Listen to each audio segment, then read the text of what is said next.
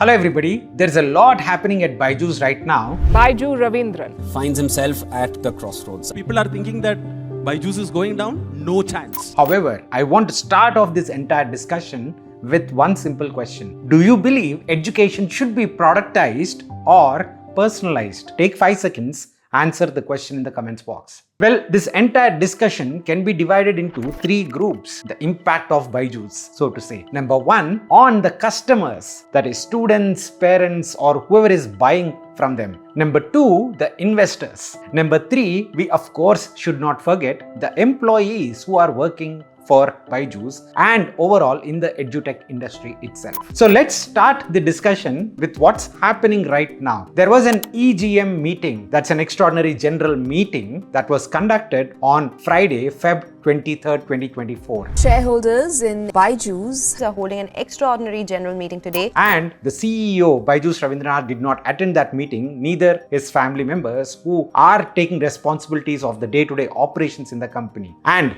then who attended the meeting? It was attended by the investors in the company. And the outcome of the meeting is that the investors have decided to actually remove the founder, the CEO, Byjus, from his responsibilities and also the family from their day-to-day responsibilities. Now this is huge. And why did we end up here? Well, it is not set in stone. The outcome is something which they are proposing, the investors, but nobody has accepted the outcome. It has been proposed and it has been now put forward in front of the NCLT, which is the judicial system for companies, and the decision would at least be known by March 13th. So why did we end up here? So let's start with what is Byjus selling to you and me.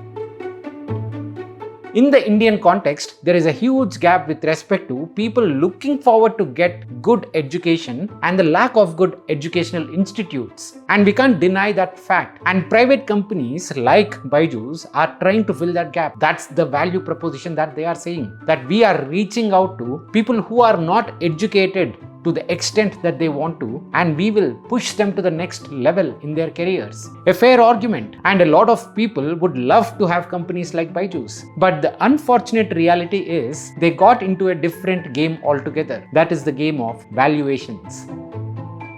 Hence, the product which can be sold for, let's say, 2,000, they have to sell it for 4,000. And why is that? If you look at how they have built the brand over the last few years, they had White Hat Juniors promoted by Hrithik Roshan. They had Byjus promoted by Shah Rukh. And then, of course, Messi. All these don't come for free. They have to pay huge amounts of money. Approximately in the edutech world, 60% of the overall revenues is spent on marketing, while conventional wisdom says that you should be spending 5 to 8% on marketing. So you can see how much of the investor money is spent on building that brand. Because of the emphasis on building that brand, they have no option to actually reduce the price point when they go into tier 2, tier 3, tier 4 students. And the promise that they want to fulfill, that hey, we want to bridge that gap between the uneducated and push them into the educated zone, the product market fit does not exist. Because in the tier 2, tier 3, tier 4 towns and villages, price is the sticky point. So even if the students, our parents are forced to convert their entire price into an EMI and make it much more affordable, end of the day, the students are the ones who are paying. So if the price would be lower, then companies like Byjus, yes, without any kind of valuation pressure, might succeed. But unfortunately, for customers like you and me,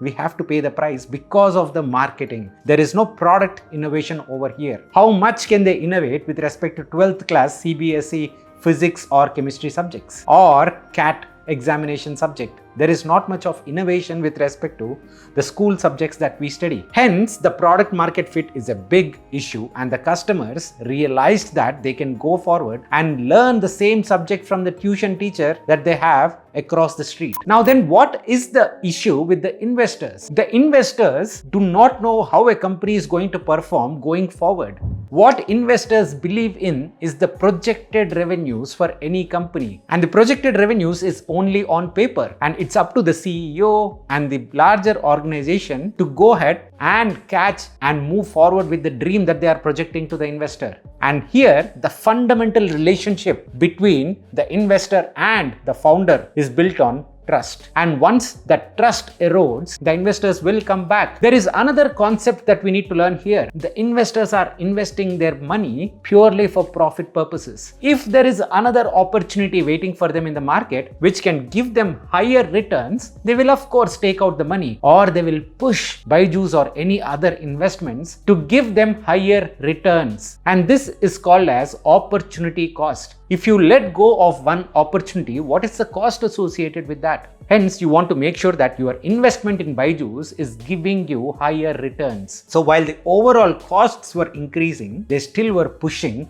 so that the growth is actually achieved. Now, what's happening with respect to the employees? Well, at its peak in 2022, Byjus had close to 60,000 employees. Now it is operating at 50% of its capacity. There are close to 20,000 resumes from Byjus that are floating in the market. So what value does any employee have when they move into the market and search for jobs and have Byjus on their resume? It's a very tricky situation. From a career growth standpoint, it comes and gives a big speed breaker. And hence, a lot of employees have mentioned they are moving out into different industries, stable industries, even if it means taking an entry-level job or taking a pay cut. People have been laid off and people also left voluntarily. Both have happened in the edutech space at large. But unfortunately, at Byjus, a lot of people have complained that the payment dues from the last few months have also not been cleared. Now, well, this is not me saying by talking to a few folks,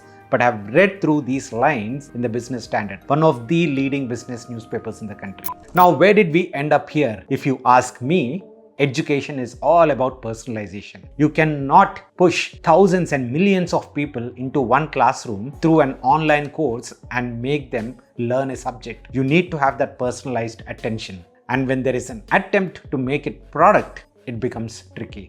And hence, you see there are a lot of teachers, even on YouTube. The students have to resonate with what the teacher has to say or what the speaker has to say. And sometimes you resonate with me, sometimes you don't. That's the natural wavelength between any teacher and student. And hence, we like certain teachers and we don't like certain teachers. And if we take out the teacher from the entire equation and if we productize it, that's the first problem. And the second problem comes that it is never a question about the value that Byjus is adding, but the valuation that they are going after. Thank you so much, guys. I hope you got a lot of in-depth understanding of what is really happening at Byjus and also in the industry. Do subscribe to the channel and share it with your friends if you find the video helpful. See you again in the next one. Bye-bye.